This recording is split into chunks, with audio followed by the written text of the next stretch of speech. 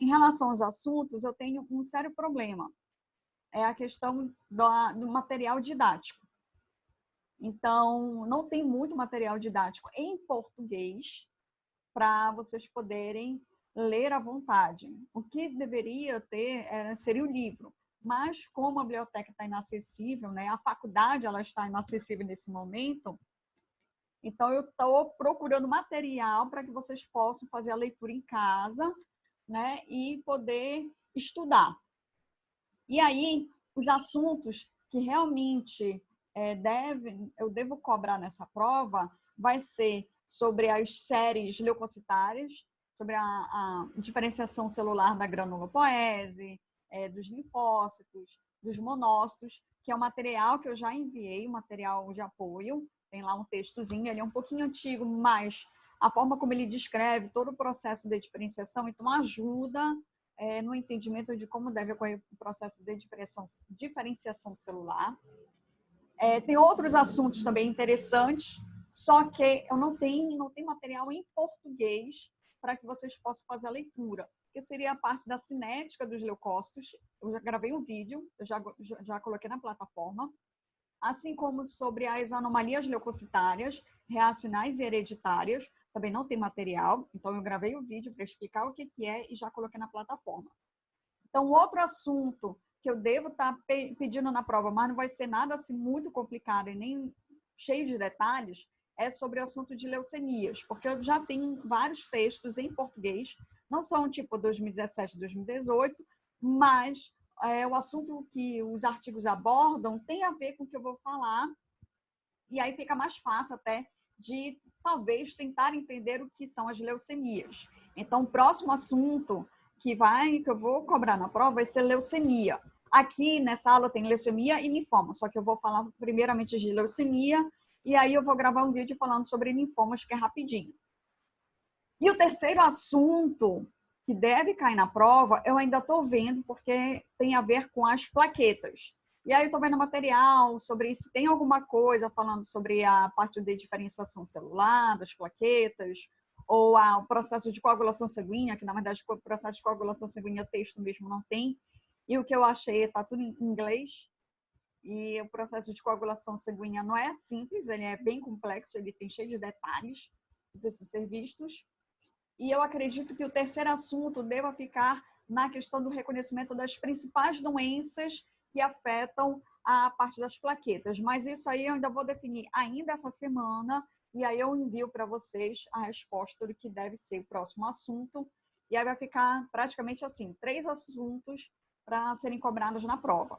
Os outros assuntos eu vou gravar os vídeos e vou jogar na plataforma para vocês pelo menos terem uma ideia do que são os outros assuntos para poder entender algumas coisas. Por exemplo, caso clínico, que eu vou colocar quinta-feira, eu vou colocar um caso clínico interessante para vocês sobre a parte de leucócitos. Sim, Laís, eu vou passar assim, uma revisão da primeira verificação. Tanto que eu já estou pensando e agendando essa revisão para a próxima, deixa eu checar aqui no meu computer, na próxima sexta-feira, tá? Não nessa, na próxima sexta, nesse horário aí de 9h30, para fazer a revisão para a prova, falando sobre esses assuntos, tá? Não se preocupe, vai ter revisão sim.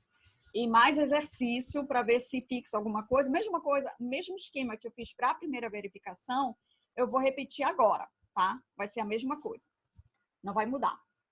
Tá? Então é isso, eu precisava falar, precisava dessa transmissão para poder falar para vocês, se vocês quiserem depois falar para os colegas no grupo, os assuntos, pelo menos esses 2 assuntos é o que vai cair mesmo, de fato. Séries leucocitárias e a parte de leucemias. E o terceiro assunto, que está relacionado com plaquetas, eu ainda vou verificar direito, mas eu acredito que deva ser sobre as doenças relacionadas às plaquetas. Não vão ser todas as doenças, vão ser algumas só, tá? E aí o resto do assunto que eu preciso tratar, eu vou gravar os vídeos e vou colocar na plataforma para vocês. Bom, em relação à questão das leucemias, leucemias é um conjunto de doenças hematológicas que elas afetam diretamente a medula óssea, a forma como a medula óssea ela vai estar respondendo, tá?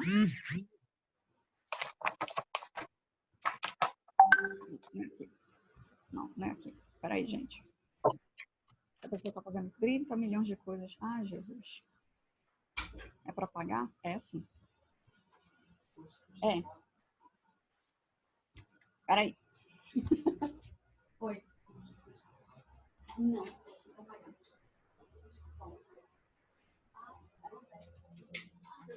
Segura a bichinha. É. Vou te passar. Sim, o que eu estava falando? Ah, sim, sobre as leucemias. Bom, não, não é isso. A pessoa fazendo milhões de coisas ao mesmo tempo dá nisso.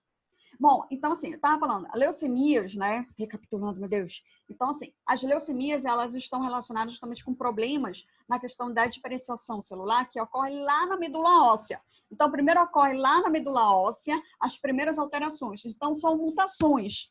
Mutações de ponto, translocações, são deleções. Então, são essas alterações cromossômicas que ocorrem em algum ponto no cromossomo e isso acaba gerando uma mutação, que essa mutação, essa alteração nem sempre ela vai ser benéfica e isso pode e vai gerar uma lesão, uma célula mutante, e essa célula mutante ela perde totalmente o controle da sua mutação e ela começa a crescer na medula óssea e chega um momento em que ela começa a fazer a substituição dessa medula óssea.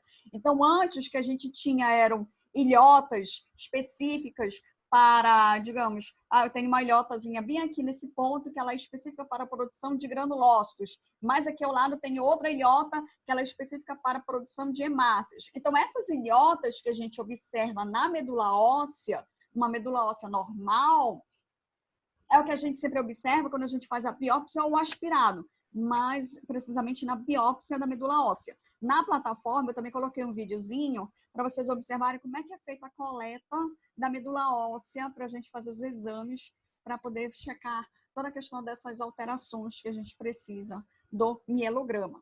Tá? Então, assim, a gente analisa a medula óssea dessa forma, uma medula óssea normal, então ela tem várias, eu digo assim, ilhotas específicas para a produção dessas células sanguíneas, e aí quando ocorre esse tipo de mutação genética, uma translocação, uma deleção, então uma única célula mutante, ela acaba perdendo esse controle da sua mitose, então ela perde esse controle, então ela sofre várias e várias mitoses, e aí ela começa aos poucos substituir essas ilhotas. Então, antes que eu tinha aqui uma ilhota de granulócitos, ela aos poucos vai sendo substituída essa ilhota por uma célula mutante. Então, aqui ao lado que eu tinha uma ilhota específica para a produção de hemácias, então ela também vai sendo substituída por essa célula mutante.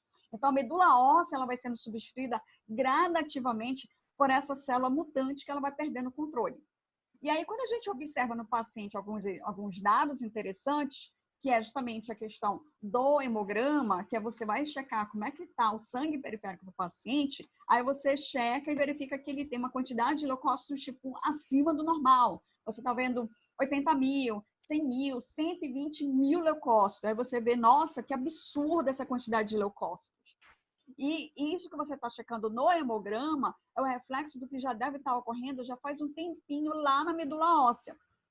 Então, as leucemias, elas são doenças em que elas ocorrem, em que ela faz essa substituição da medula óssea e ela pode ocorrer de uma forma que a gente diz assim, abrupta, ou seja, de forma muito rápida, que é o que acontece com as leucemias agudas, ou ela pode decorrer alguns anos ou décadas para você poder observar essas primeiras alterações, que aí, no caso, a gente está falando dessas primeiras alterações, justamente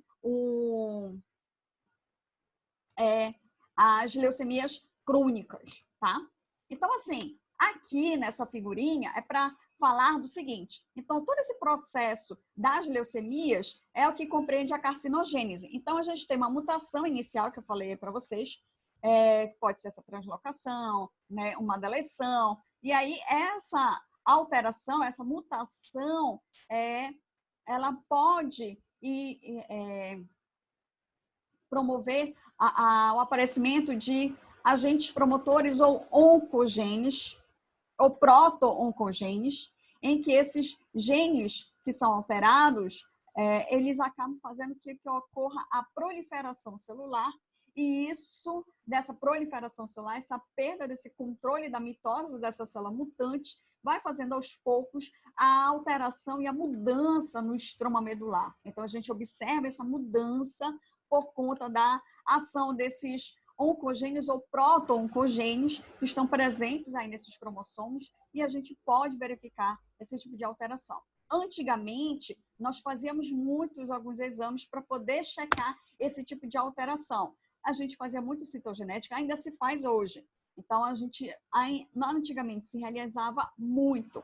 Então, a gente fazia a citogenética, a gente analisava cromossomo por cromossomo para poder justamente identificar se ocorreu algum tipo de deleção, algum tipo de translocação, principalmente essas alterações cromossômicas. Então, a citogenética ela era muito utilizada para a gente verificar essas alterações cromossômicas. Agora, quando ocorre mutação de ponto, a citogenética, claro, ela não vai evidenciar nada disso. E aí você precisa fazer outras técnicas. Então, hoje, além da citogenética, que ainda é utilizada, então hoje nós temos a biologia molecular, que veio nos auxiliar na identificação desses tipos de alterações, até mesmo com o projeto Genoma, entender a importância de alguns genes ou agentes promotores que estão relacionados diretamente com o surgimento de vários tipos de leucemias.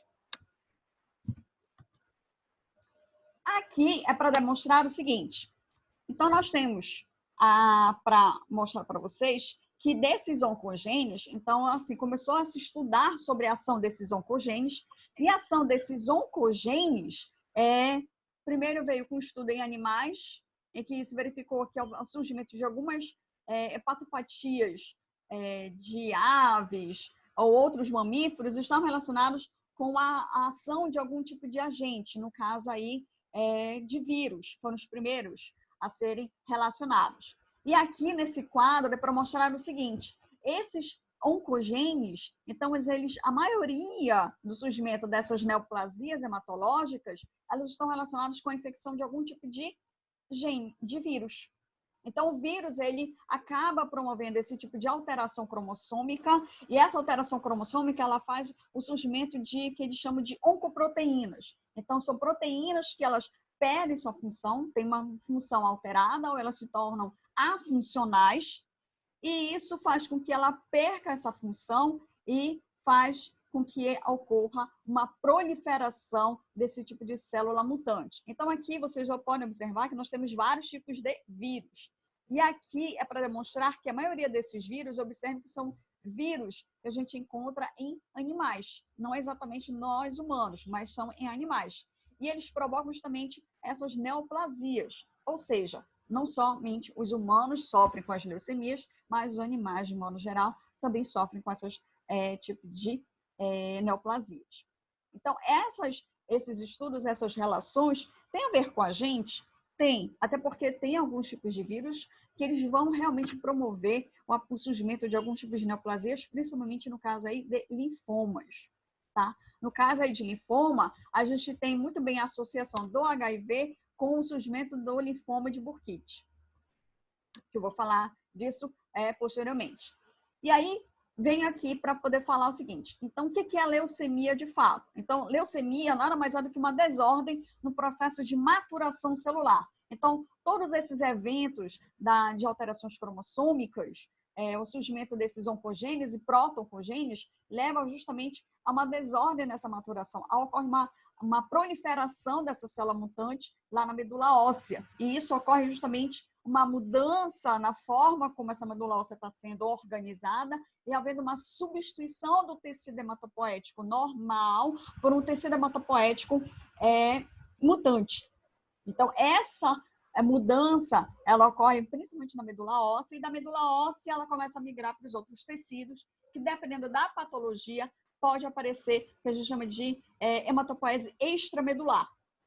Que aí eu tenho a ação do fígado, a ação do baço, que são dois órgãos que estavam relacionados com a produção das células sanguíneas, lá no período fetal, lá atrás, e aí essas células, esses órgãos, eles acabam sendo reativados em alguns tipos de patologias, em alguns tipos de leucemias, para poder ter um aumento da produção dessas células sanguíneas. E a maioria dessas leucemias são, sim, uma consequência de mutação gênica. Hoje o negócio está bem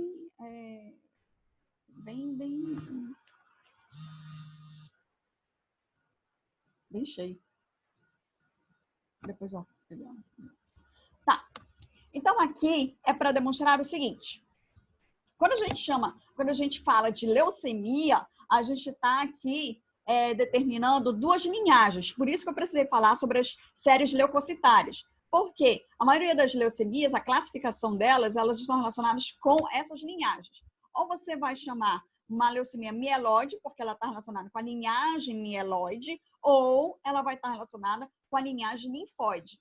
Se ela está relacionada com a linhagem linfóide, então ela vai afetar especificamente a produção desses linfócitos. E na linhagem mieloide, aí eu posso ter alterações na produção de monócitos, na produção de granulócitos, hemácias, plaquetas, ou a combinação deles. Então, isso tudo, essa diferença dessas linhagens, a identificação dessas linhagens em que essas leucemias estão inseridas, vão ser importantes para a gente poder identificar de modo inicial qual é o tipo de leucemia que eu estou observando. Se ela pertence à linhagem mieloide ou se ela pertence à linhagem linfóide.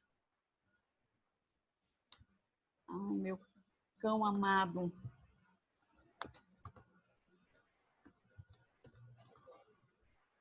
Meu cão amado, meu cão amado. Aqui, eu não sei quem é, enfim. Tá. E aí vem o seguinte, o que pode provocar, então, a leucemia? Então, eu falei para vocês que em vários mamíferos nós temos vírus. Em humanos, pode ocorrer também essa associação?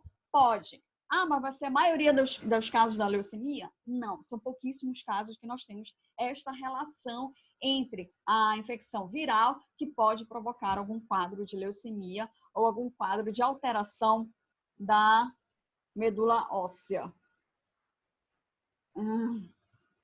E aí... Tá, voltando. Hein? Que coisa. É que hoje está sendo os dias das entregas. Bom, então, assim, não tem uma causa específica. Então, a maioria das leucemias que a gente observa, a gente não tem um agente específico que a gente vai estar relacionando. Ah, uma infecção viral. Então, esse vírus, toda vez, ele sempre vai provocar um quadro de leucemia. Nem sempre. Ela tem uma causa ainda específica. Pode ser um processo de radiação, pode ser questão de alimentação. Então, a gente não tem uma causa específica ou um agente específico que ele vai estar promovendo os quadros de leucemia. Então, a gente tem algumas ideias, né? Então, a gente acha que algumas pessoas que estão expostas a algum tipo de radiação podem surgir quadros de leucemia, exposições a algum tipo de substâncias cancerígenas, aí entra a nossa própria alimentação hoje, que é a base. Algumas pessoas ainda têm, ou a maioria, não sei, ainda tem uma alimentação muito rica em ultraprocessados, e esses ultraprocessados, eles têm vários tipos de substâncias consideradas cancerígenas. Então, isso tem muito a ver até mesmo com o nosso estilo de vida atual, que pode estar auxiliando no surgimento de mais leucemias. Mas antigamente não tinha tanto. Antigamente não tinha tantos casos de leucemia por conta do diagnóstico, que era difícil, era lento. Então, a gente não entendia direito como é que ocorria o processo do aparecimento de leucemia. E não era nem leucemia na época, então a gente definia mais como câncer. Na época, eu digo, início do século passado. Então, 1930, 1940, 1950. Então, não tinha assim, uma relação direta, um entendimento completo do surgimento das leucemias. Então, hoje a gente tem um entendimento muito melhor sobre o que é leucemia e um aumento do número de casos por conta da questão do diagnóstico, que, na maioria dos casos, acaba sendo um diagnóstico precoce. E aqui eu coloquei alguns vírus. Aí eu coloquei o Epstein-Barr. O Epstein-Barr está relacionado com o surgimento de alguns quadros de leucemia, assim como de linfomas, e o HTLV1, que é comum na nossa região amazônica, ele também leva a quadro de leucemia. O Epstein-Barr, ele também está relacionado, alguns estudos falam que a infecção por esse vírus, ele também pode promover o surgimento de câncer gástrico. Não é ainda 100% essa teoria, mas existe essa hipótese de que já se fez vários estudos em pessoas que apresentaram câncer gástrico e não conseguiram definir exatamente o agente, mas viram que a pessoa ela teve uma infecção por esse tipo de vírus, de Epstein-Barr. Então, nós temos aí essas causas que não se sabe exatamente o porquê, mas a pessoa ela pode apresentar leucemia. E aí tem alguns tipos de leucemias que elas são mais comuns já a partir dos seus 60, 70 anos, nos idosos. Tem outras que elas são mais comuns em crianças. E aí, esses quadros que a gente observa em grupos específicos, ela acaba sendo algo positivo na questão do tratamento, na quimioterapia, na resposta. Na quimioterapia, na radioterapia, acaba tendo uma resposta muito melhor. Eu vou falar mais um pouco sobre isso aqui, tá? Neste outro quadrinho, é só para a gente observar o seguinte, essa diferença aí da maioria das neoplasias, então a gente tem vários tipos de neoplasias, e aí, se a gente observar, nós temos uma grande quantidade, comparando homens com mulheres, né? Então, nos homens, nós temos uma boa parte dessas neoplasias relacionadas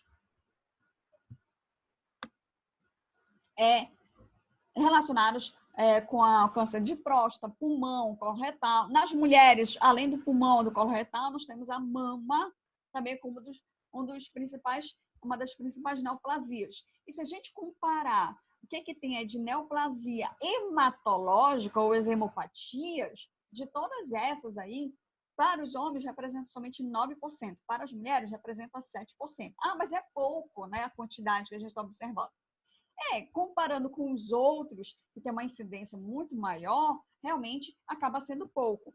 Porém, entretanto, todavia, essa porcentagem aí de quase 10%, né, de todas as neoplasias, acaba sendo algo muito positivo, no sentido que a gente precisa estudar mais, a gente precisa fazer um diagnóstico mais preciso e precoce dessas pessoas.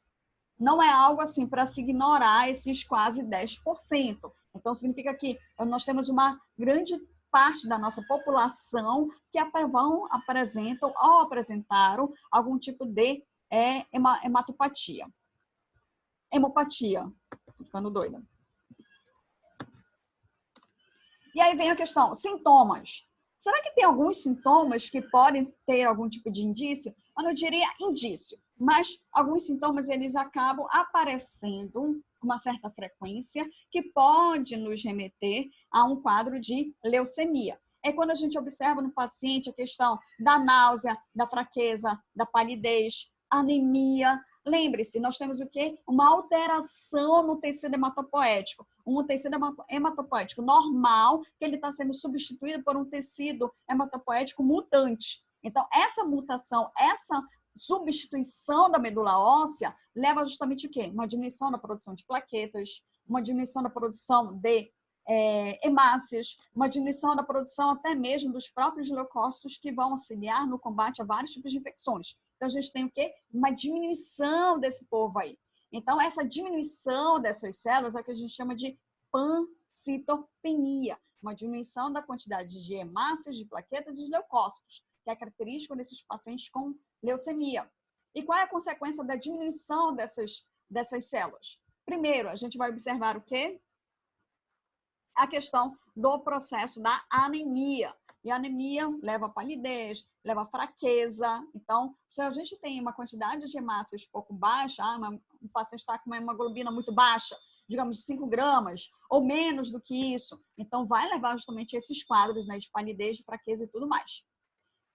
Ainda relacionado a esses sintomas, nós temos o quê? Sangramentos. Já que nós temos o quê? Uma diminuição da quantidade de plaquetas. Então, essa diminuição da quantidade de plaquetas também leva aos sangramentos. O que é mais comum da gente observar nesses pacientes é o que a gente chama de sangramento gengival, ou seja, na questão da gengiva, que é muito comum da gente observar esse tipo de sangramentos, tá? Mas pode ocorrer em outras mucosas, sangramento nasal, sangramento ocular, Só que é mais comum da gente observar na gengiva esses quadros de sangramento, que está relacionado justamente com a diminuição da quantidade de plaquetas.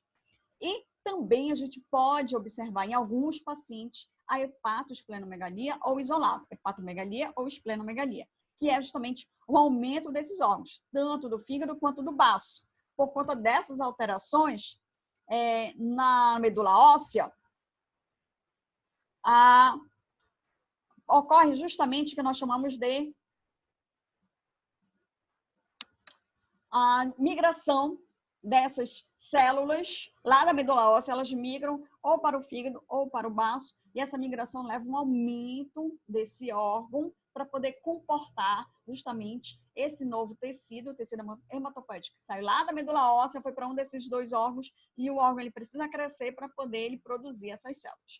Não é algo comum, como eu disse, alguns tipos de patologias, alguns tipos de leucemias podem provocar esse quadro. Tá? Mas esses sintomas são sintomas assim, gerais. Né? Não é algo assim, se observar um paciente com anemia, com sangramento gengival, ele está com fraqueza, ele está pálido, ele está com náusea, é leucemia. Não, eu preciso fazer exames para poder justamente identificar se é ou não leucemia. Tá? Então, esses sintomas, eles podem levar a um quadro sugestivo, e aí eu preciso fazer o exame. E o exame, o que é? Eu fazer um hemograma, que pelo hemograma, dependendo dessa leucemia, ou do grau, do tempo que ele está com essa leucemia, pode provocar um quadro de anemia, que a gente vai ver o quê? Hemoglobina muito baixa, quantidade de hemácias baixa, indicando que o paciente está com anemia. Além disso, a gente vai ver a quantidade aí de leucócitos. Leucócitos nesses pacientes vai estar uma quantidade sempre alta. Acima de 80 mil, 90 mil, 100 mil, 110, 120 mil leucócitos, por exemplo. Então, aqui, essa figurinha aqui me forneceram de um paciente de lá do Paulo Azevedo. Então, aqui, o que nós podemos observar nesta figurinha aqui? A questão dos leucócitos. Se vocês observarem, leucócitos, ele está dizendo que tem mais de 130 mil leucócitos. Aí você olhou e fez, meu Deus, deu tudo isso, 130 mil leucócitos. Será que o aparelho está ficando doido? Aí você, não pode ter dado tudo isso. Vamos fazer de novo. Aí você fez de novo e realmente está dando mais de 100 mil leucócitos. Opa, se está dando mais de 100 mil leucócitos, é provável e é com certeza que seja leucemia. E aí, se a gente observar como é que está aqui nessa figura, a distribuição dos leucócitos. Vamos ver o seguinte, neutrófilos, nós temos, aqui ele está mostrando que tem em torno de 20%, linfócitos em torno de 5%, monócitos 1%. Então, observe que ele está assim, uma quantidade assim, tem mais de 130 mil leucócitos, mas a gente não está vendo eosinófilo, a gente não está vendo aí basófilo, né? A gente está vendo só uma quantidade praticamente de neutrófilos e linfócitos aí presentes.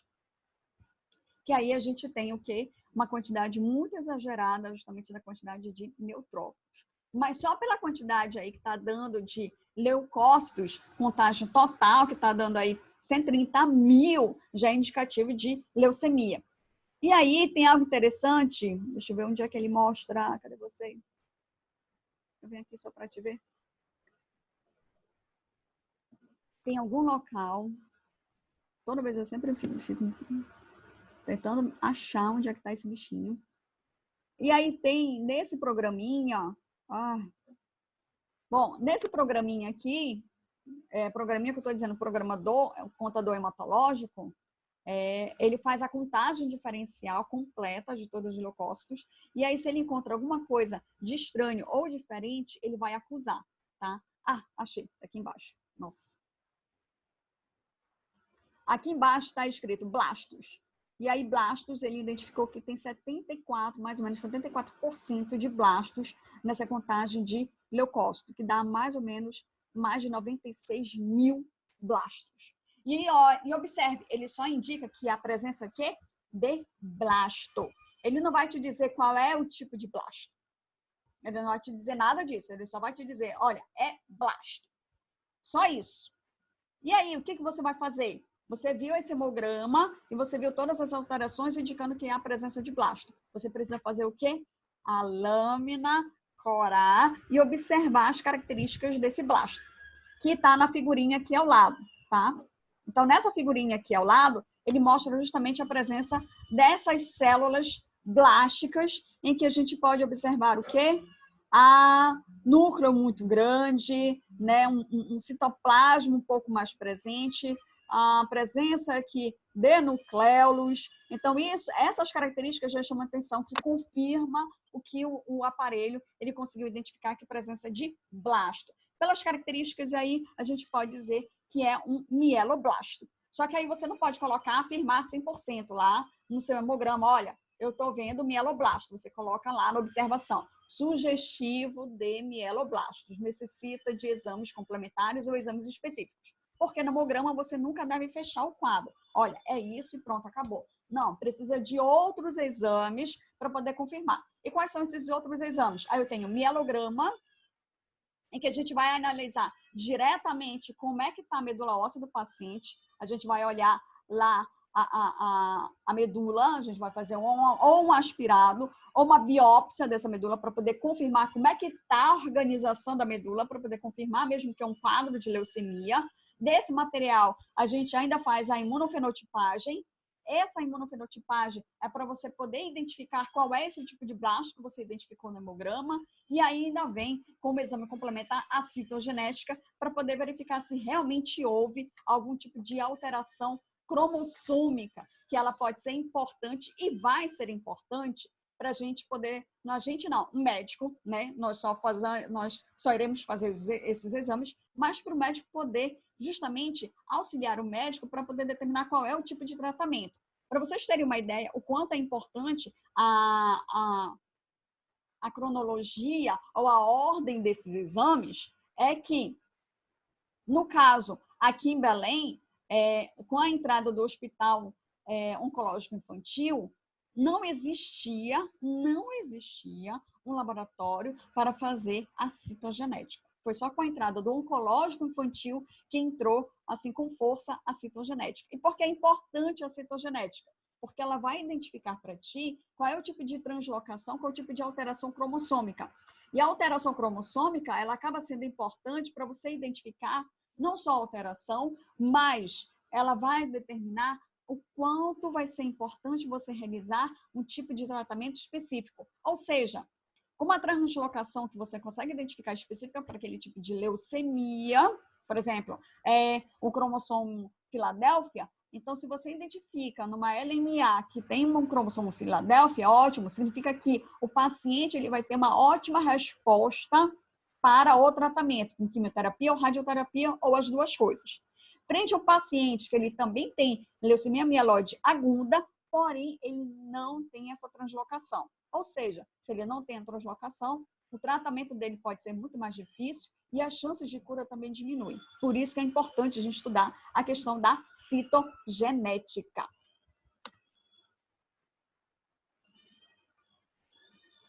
Tá? E aí meu tempo está acabando, vou ter que voltar daqui a pouco para poder falar sobre o diagnóstico, sobre essas diferenças aqui, tá? Em relação ao hemograma.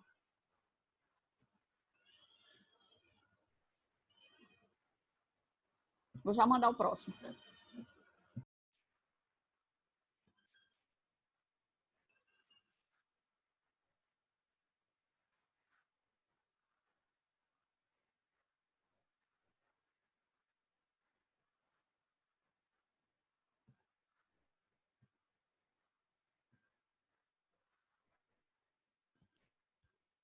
Bom, então assim, ainda sobre o diagnóstico, o que se deve observar no paciente com suspeita de leucemia, já que deu lá aqueles 130 mil leucócitos, o que no hemograma ele pode nos indicar?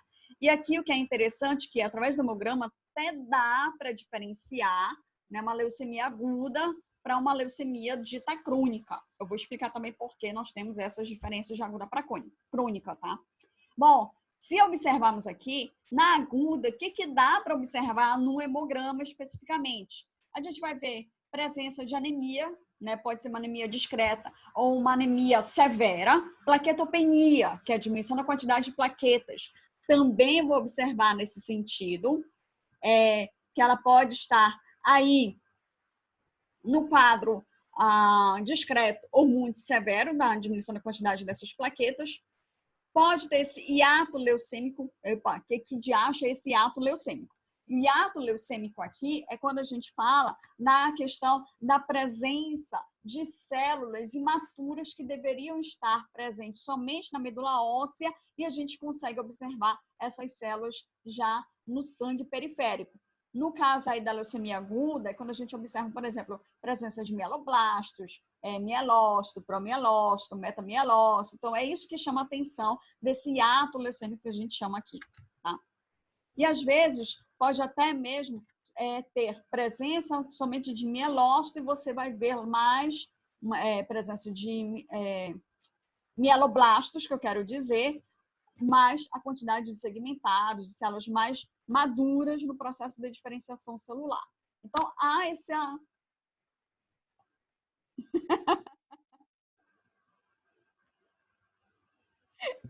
Pois é, mas tem essa diferença aí, no hiato, tá? De português para o hiato leucêmico.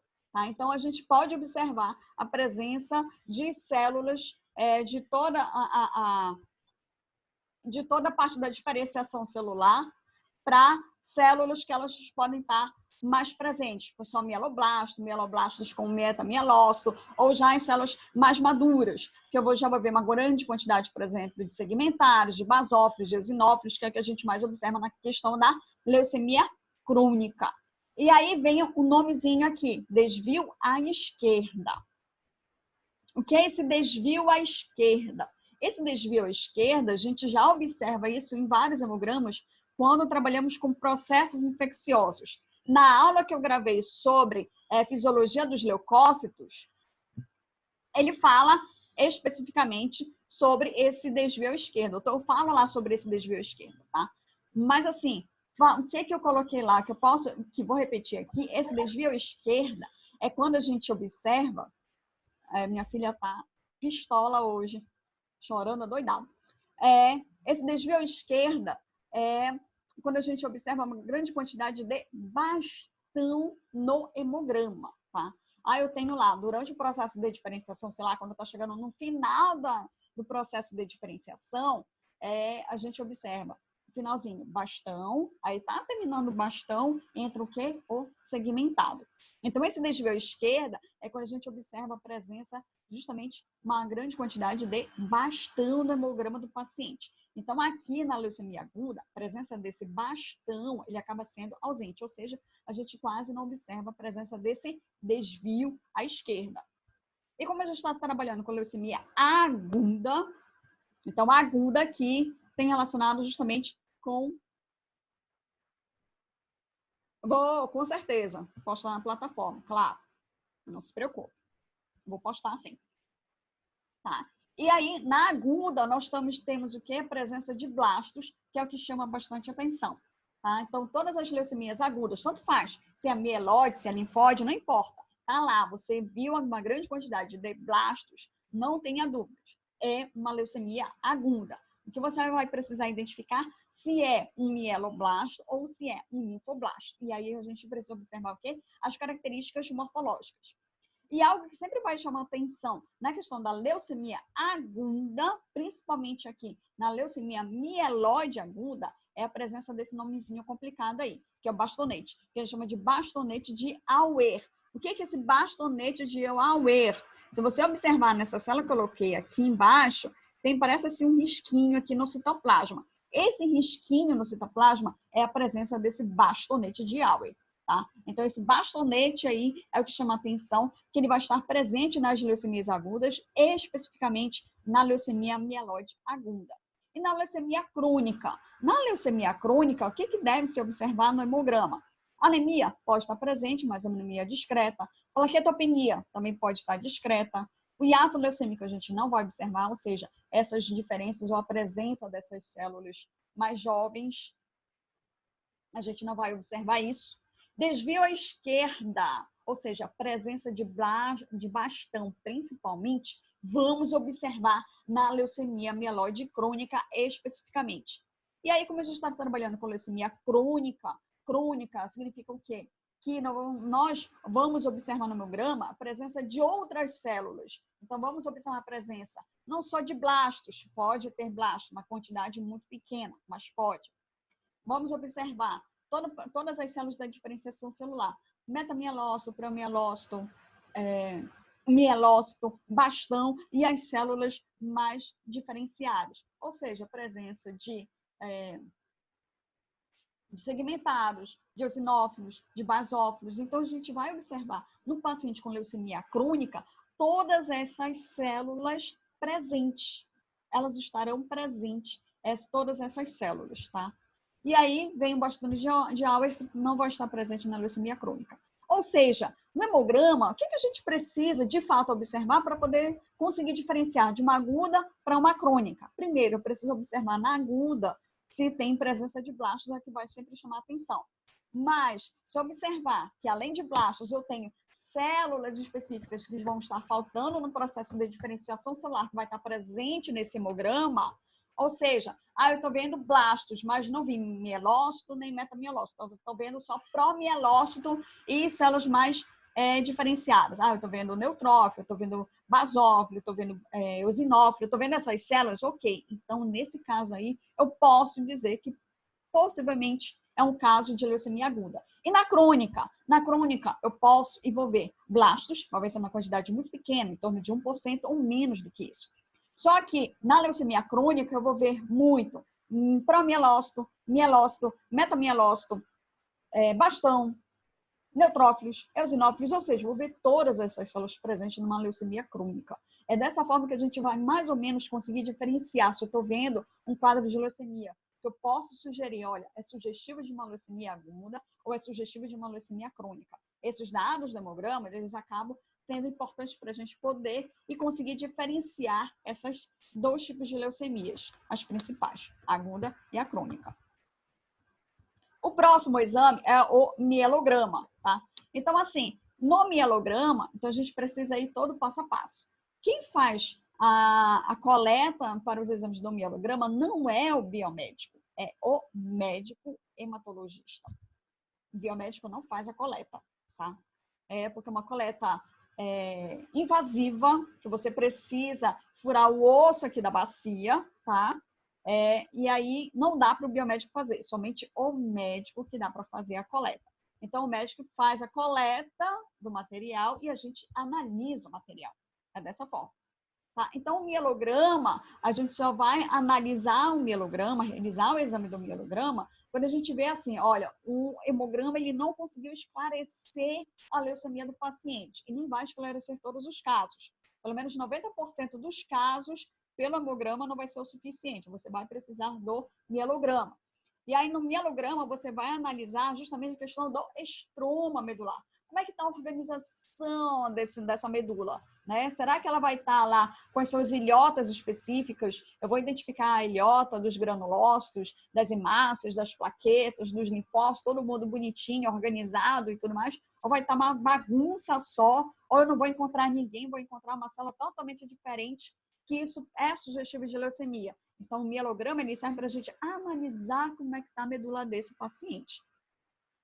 Para a gente poder verificar qual é o grau de comprometimento da medula para a produção de células sanguíneas consideradas normais e qual é o grau de comprometimento da medula que ela já está ali sendo substituída por essa célula leucêmica. Tá? Então, eu coloquei aqui, pancitopenia de causa desconhecida. É uma indicação que no hemograma ele pode indicar, você não conseguiu ver a quantidade de leucócitos lá nas alturas, mas você viu, o paciente está com uma quantidade de hemácias muito baixa, plaquetas muito baixas, leucócitos muito baixos. Opa, ele está com uma pancitopenia, mas você não sabe o que é, o mielograma ele pode ajudar a esclarecer porque o paciente está com essa pancitopenia.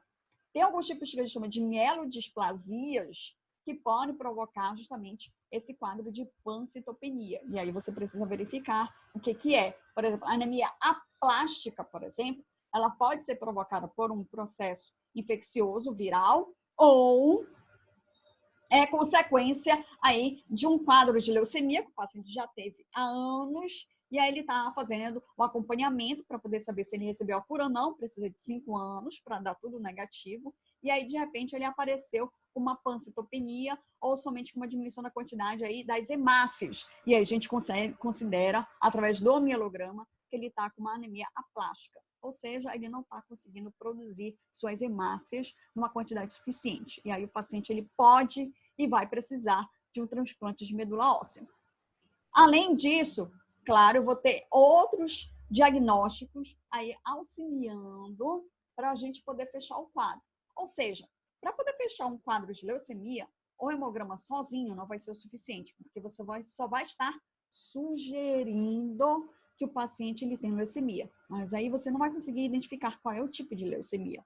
Ah, eu identifiquei blasto. Ok, você pode colocar lá blasto sugestivo, qual é o tipo de blasto. Mas não é 100% garantido.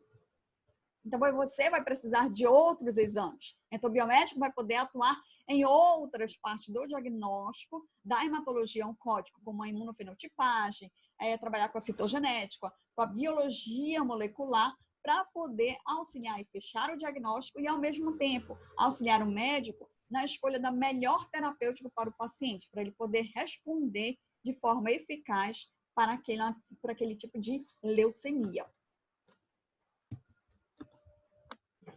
E aí vem o seguinte, classificação das leucemias. Eu falei para vocês que tem a linhagem mieloide e a linhagem linfóide. Só que aí, o seguinte, há um tempo atrás, não é tão antigo assim, 1975, existia a classificação FAB, tá? Essa classificação FAB de 1975 até hoje ainda é utilizada.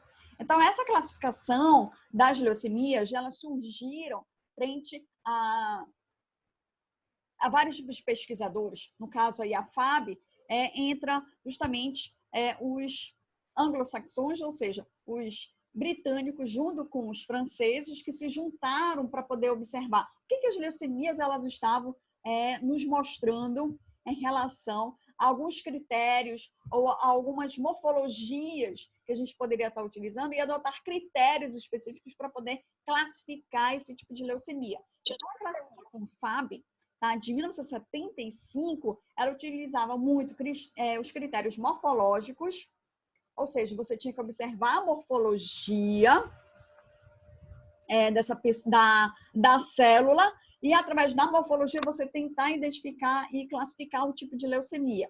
E também utilizava um exame que hoje é pouquíssimo utilizado, é mais para a área da pesquisa mesmo, que é a citoquímica, que era você utilizar agentes químicos para você poder ver o quanto que aquela célula ou aquele tecido ele poderia ter um tipo de fluorescência específica indicando, olha, a presença dessa fluorescência X, então é indicativa de leucemia mieloide, ou essa outro tipo de fluorescência é indicativa de leucemia linfóide. Então, se utilizava esses critérios para poder justamente delimitar os tipos de leucemia. Então, isso foi utilizado por muito tempo, até chegar ao OMS em 96, 98, e adotar novos critérios. Ou seja, além dos critérios que eram utilizados em 1975, ela adicionou novos.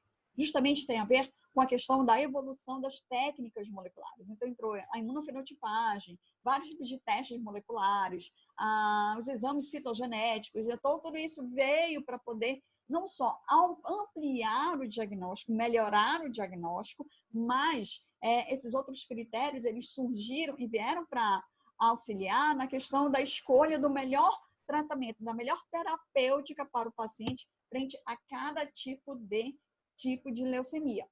Tanto que na FAB nós temos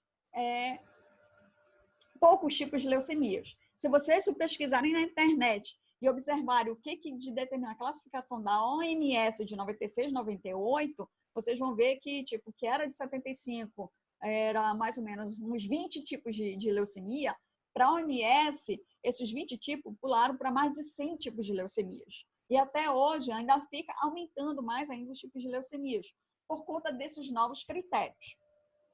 Por que eu preciso falar desses critérios especificamente? Porque essa classificação, ela é utilizada até hoje. Essa classificação FAB, que é baseada na morfologia, ela é muito comum para a nossa região norte e também a nordeste. Por quê? Qual é o laboratório que ele vai ter lá um setor de biologia molecular para funcionar? Qual é o laboratório que ele vai ter lá no setor de citogenética? Ou ele vai ter um citômetro de fluxo, que não é baratinho não, bichinho é caro. Então, essas outras tecnologias, elas não são baratas, elas são tecnologias caras. E onde você vai encontrar essas tecnologias? Na capital. Vai ser todas as capitais? Não. Eu falei para vocês ainda há pouco que essas novas tecnologias, a imunofenotipagem, principalmente a citogenética, a biologia molecular, a gente tem o quê? Gente, eu ia falar em Inca, tô ficando doida. O Ofiloyola, que é o nosso centro de referência de tratamento para o câncer. E no Ofiloyola, você não tem nenhum desses exames disponíveis. Então, como é que o médico fazia o tratamento para a leucemia? Na base da sorte, na base baseada no quê? Na identificação morfológica, que o povo de lá sabe fazer isso muito bem. E só veio entrar essas novas técnicas com a inauguração do Hospital Oncológico Infantil, que por muita luta de uma biomédica, que ela conseguiu colocar esses outros setores aí para poder funcionar, a citogenética e a biologia molecular. Então, até um tempo atrás, não existia nada disso. Se vocês forem para o interior, você não vai encontrar também nenhum laboratório desse estilo. Então, como é que se faz a classificação no interior? É baseado na classificação da FAB, ou seja, você vai utilizar critérios morfológicos, análise morfológica da célula, para poder chegar a alguma conclusão qual é o tipo de leucemia que aquele paciente vai apresentar. Aqui nesse quadro, é só para mostrar que, além da classificação FAB, existem outros tipos de classificações que a gente quase não utiliza, então a gente fica justamente somente com duas, tá? A FAB e a da OMS. A OMS a gente utiliza muito nas capitais, mas até mesmo na capital a gente ainda utiliza a FAB. E você saiu da capital mesmo, você vai em Castanhal, por exemplo, em Castanhal você já está utilizando a classificação FAB, que é a nossa realidade. Tá? Então, assim, a classificação FAB, ela, além de ajudar na identificação se é aguda e crônica, ela também identifica se é do tipo mieloide ou do tipo linfóide. Observe que na mieloide aguda, ela classifica do M0 até o M7. E aí tem vários critérios para poder identificar cada um desses. No linfóide aguda é a mesma coisa, ela também vai classificar no L1 até L3. Também vai ter algumas características morfológicas para poder se observar. Eu preciso falar sobre isso? Preciso, mas de forma muito rápida. Vocês acham mesmo que eu vou cobrar na prova? Coloque lá quais são as características morfológicas de uma leucemia mieloide aguda do tipo M6. Não vou pedir nada disso, pelo amor de Deus. Tá? Mas é só para vocês terem uma ideia, um panorama geral de que existe essa classificação, de que nós ainda utilizamos essa classificação nos dias atuais, nesse século, ainda utilizamos. E aí, o que vocês precisam observar sobre a questão das características da leucemia? É esse quadro aqui. Então, vocês precisam observar o que é uma leucemia linfóide aguda, o que é uma leucemia mieloide aguda, uma LMA, o que é uma LLC, o que é uma LNC, o que caracteriza aguda, o que caracteriza a crônica, qual a diferença da aguda da crônica. É isso que vocês precisam entender neste momento. E é isso que eu vou cobrar na prova. O que é uma aguda? O que é uma crônica? É isso, ok, entendi. Mas o que é uma LLA, uma LMA, uma LLC, uma LMC? São essas características da leucemia que eu preciso que vocês, pelo menos, entendam nesse momento, tá? Então, vamos lá. Da leucemia linfóide aguda, então, a LLA, ela é muito comum em crianças, tá? Muito comum em crianças. O que isso quer dizer? Se ela é comum em crianças, então significa que adulta ela não pode apresentar, ou idoso ele não pode apresentar? Pode. A leucemia ela não é específica para uma faixa etária. Só que na LLA, o que a gente já observou? Que como ela é muito mais comum na criança, então o quadro dela para poder, digamos, evoluir para a cura, para uma criança que recebeu o diagnóstico de LLA, é muito mais eficaz, até mesmo no tratamento, frente a uma pessoa que está com 30 anos e que recebeu o diagnóstico de LLA. Então, eu tenho essas diferenças, tá?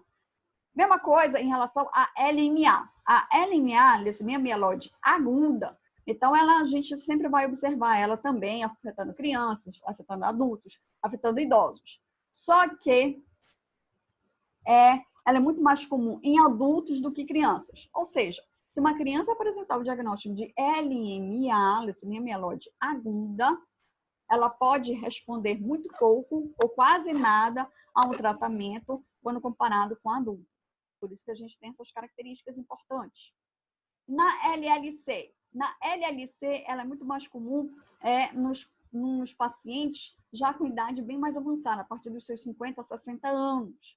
Tá? E essas leucemias linfóides ou linfocítica crônica quando o paciente recebe diagnóstico lá com seus 60, 70 anos, dificilmente o médico ele vai passar algum tipo de quimioterapia ou radioterapia. Por quê? Ele entende no seguinte, o paciente já está no final da vida, se eu fizer um tratamento pesado, como é a quimioterapia e a radioterapia, pode ser que o paciente ele não resista aos efeitos colaterais desse tratamento. Então, é mais fácil o paciente ter uma qualidade de vida, apesar do diagnóstico de leucemia, ele tem uma qualidade de vida do que você conseguir fazer o tratamento para que o paciente possa ter uma resposta que nem sempre vai ser a satisfatória. Então, existe não diria determinação, mas existe essa característica, existe essa ordem entre os médicos de que se você consegue identificar o paciente está com leucemia, mas já no final da vida, lá com 70, 80 anos, tratamentos fortes, com efeitos colaterais fortes, já não são mais tão indicados, porque isso você pode encurtar a vida do paciente e diminuir a qualidade de vida dele. Então, isso aí, claro que eu estou falando, que é questão que é o médico que ele vai determinar. Mas a gente observa muito mais os casos de leucemia linfóide aguda ou linfocítica crônica, em pessoas idosas. E na LMC, a leucemia mieloide crônica, ela é muito mais comum aparecer em adultos, lá na casa dos seus 30, em torno de 40, até mais ou menos 50 anos, é o que é mais comum da gente observar. Ou seja, o que eu quero que vocês entendam? O que é uma leucemia dita aguda? A leucemia dita aguda é aquela leucemia que ela vai apresentar uma grande quantidade de blastos. E a leucemia crônica. A leucemia crônica é aquela que vai apresentar poucos blastos, mas ela vai apresentar todas as células da diferenciação celular. Ou seja, ela pode apresentar ali metamielócito, mielócito, promielócito, neutrófilos, eosinófilos, basófilos. Então, ela pode apresentar todas essas diferenciações celulares aí. E aí eu preciso também lembrar o quê? Que além dessa classificação de aguda e crônica, eu tenho a linhagem mieloide e a linhagem linfóide. A linhagem mieloide é aquela que vai determinar justamente a diferenciação celular de hemácias, de plaquetas, dos granulócitos e dos monócitos. E a linhagem linfóide, que vai dar origem aos linfócitos e às células NK. É isso que vocês precisam gravar nesse momento, entender que existem essas classificações das leucemias, aguda e crônica, mieloide e linfóide. É isso, tá? E aqui é só para demonstrar o seguinte, daquelas leucemias mieloides aguda, a LMA, de acordo com os critérios da classificação FAB, então ela tem essas aqui, do M0 até o M7. E observe que ela vai observar, por exemplo, presença de monócitos, predominância de eritroblastos, predominância de megacareoblastos. Então, são características morfológicas específicas que a gente tem que observar para poder fazer esse tipo de classificação. Ah, eu vou cobrar isso na prova? Deus me livre. Não, não vou não. Tá? É só para vocês observarem que existem essas classificações. E é mais ou menos isso aqui que a gente observa no hemograma do paciente, quando a gente faz a lâmina, né, desse paciente. Então, são essas características morfológicas que a gente precisa observar. E se vocês olharem, parece que elas são bem parecidas uma com a outra. Então, precisa ter um treinamento para poder identificar todas essas células aí, para você poder chegar a essa conclusão, fazer esse tipo de classificação. Tá? Então, aqui eu coloquei algumas características clínicas da leucemia mieloide aguda, algumas características em relação ao hemograma, tá? Isso aqui eu tirei do Cielo. Então, é só para vocês terem uma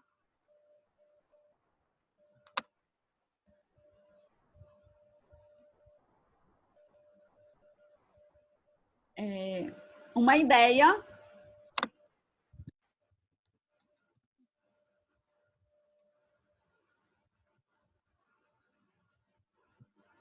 Então, é só para vocês terem uma ideia, tá? De como ocorre essa classificação aí da LMA, dessas características principais, como eu falei para vocês. A clínica, por si só, ela não caracteriza que você está à frente de uma leucemia. Você precisa de outros dados. No caso, você precisa aí de dados do hemograma, de outros dados, mielograma, citogenética, para você poder fazer uma conclusão do tipo de leucemia que aquele paciente apresenta. Aqui, só para a gente observar a questão da linhagem mieloide crônica, aqui só para demonstrar algumas alterações dessa linhagem, da linhagem granulocítica. Então, aqui, observe nessas figuras aqui, que, na verdade, o que a gente está observando?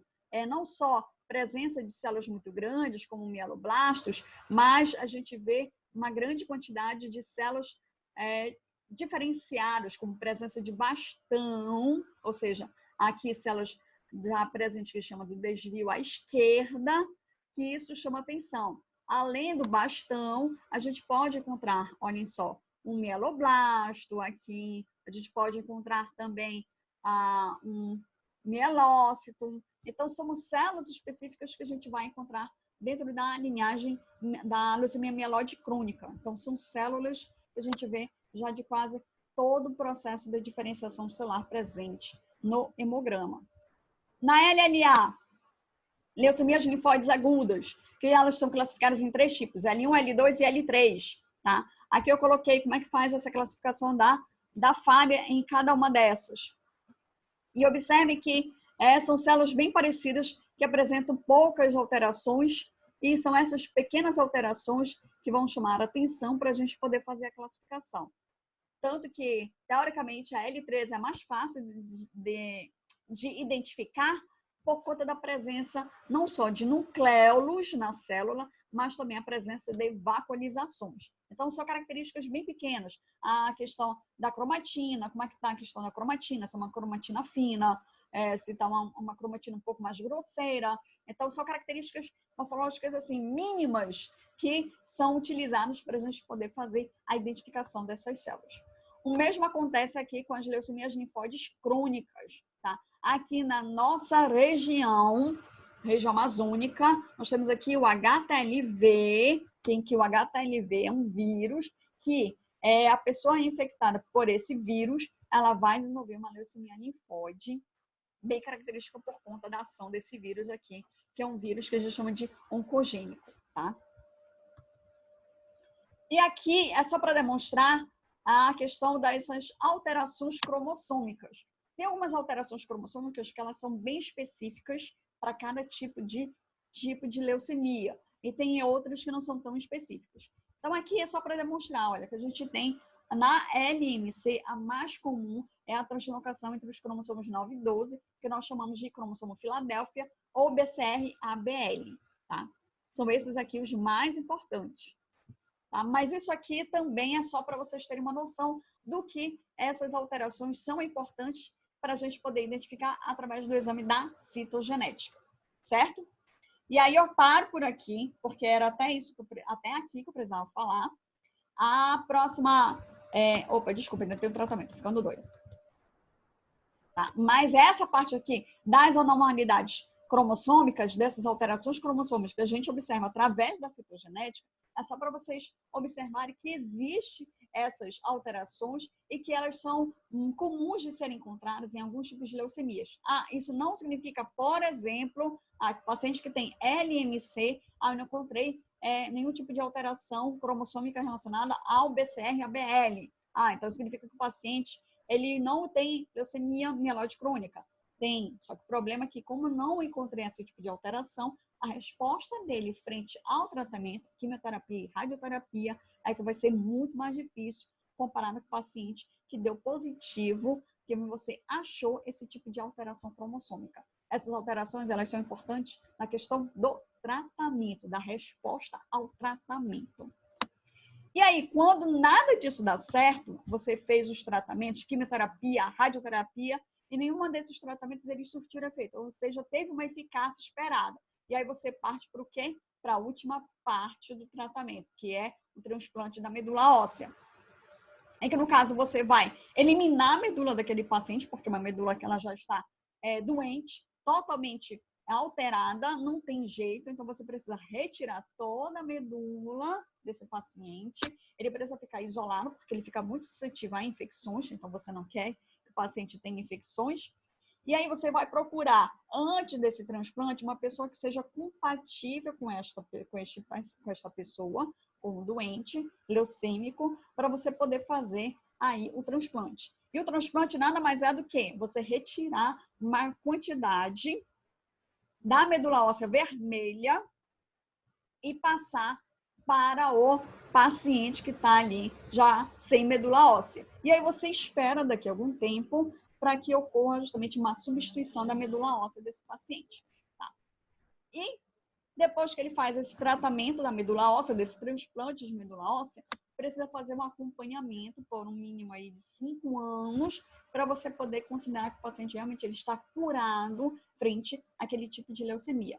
Pode acontecer do paciente apresentar a leucemia, digamos, ele recebeu o diagnóstico de leucemia mieloide aguda, fez o transplante de medula óssea, fez o acompanhamento por 1 ano, negativo. 2 anos, negativo. 3º ano, negativo. No 4º ano, lá aparece de novo a leucemia. Aí vem a grande pergunta. Essa nova leucemia, ela vai ser a mesma leucemia aguda que ele teve antes? Não, não vai ser. Vai ser já um outro tipo de leucemia mieloide aguda, vai ser um outro tipo de alteração cromossômica, e a resposta ao tratamento vai ser a mesma que ele teve antes? Não, pode ser uma resposta pior ainda. Pode tentar todos os métodos de quimioterapia, radioterapia, e o paciente ele não vai responder de forma satisfatória. E aí, o que sobra para esse paciente? Ou ele faz um novo transplante de medula óssea, que aí precisa se analisar a ética de tudo isso, que nem sempre é aceitável, ou o paciente ele acaba morrendo por conta de todas essas alterações, complicações, por conta do ressurgimento da leucemia. Tá? Então, assim, o transplante de medula óssea é a última fase do tratamento. É o que a gente espera que resolva por completo o problema do paciente na questão da leucemia. Se nada der certo, é o transplante. E mesmo com o transplante, ainda pode ocorrer problemas, como rejeição a esse transplante de medula óssea. Isso também pode acontecer no paciente.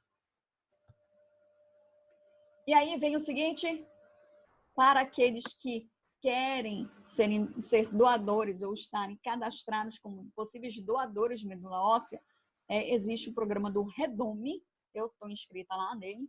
Então, o Redome é um cadastro voluntário nacional de doadores de medula óssea, e aí, se tiver interesse, não precisa fazer um mielograma, na verdade é só coletar mesmo sangue normal com EDTA, que se faz os testes e os seus dados ficam lá inseridos no banco de dados nacional.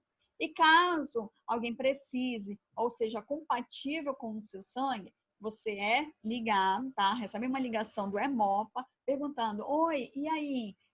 Olha, seu sangue foi compatível com o paciente que tem um quadro de leucemia lá do Paraná. Você aceita ser doador? Aí você diz sim ou não. Se você disser sim, aí você faz um check-up geral, vários e vários exames, para saber se você realmente pode doar a medula óssea. Se não, eles procuram outros doadores. Tá?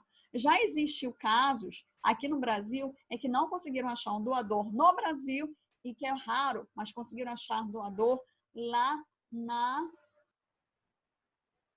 Alemanha. Tá? Para vocês terem uma ideia sobre esses cadastros de doadores de medula óssea, o primeiro lugar está os Estados Unidos, em segundo lugar a Alemanha e em terceiro está o Brasil. Então, nós temos muita gente cadastrada e, mesmo assim, essa quantidade é insuficiente para atender essa necessidade dessas pessoas que precisam de medula óssea. Tá certo? Bom, gente, era isso que eu tinha que falar sobre a questão das leucemias, que é o assunto que eu vou cobrar na prova. Não se preocupe que o material, essa aula, ela vai entrar na plataforma, junto com o material de leitura, material de apoio para vocês. E aí, um próximo assunto que é linfomas, eu vou gravar e também disponibilizar na plataforma, assim como os outros assuntos em relação às plaquetas. E eu vou definir ainda direito a questão, qual vai ser o terceiro assunto que vai cair na prova, mas eu acredito que deva ser a questão de algumas doenças plaquetárias importantes para a gente identificar, principalmente aqui, ó, na nossa região, tá certo? Bom, gente, era isso que eu tinha que falar para vocês hoje. E aí a gente se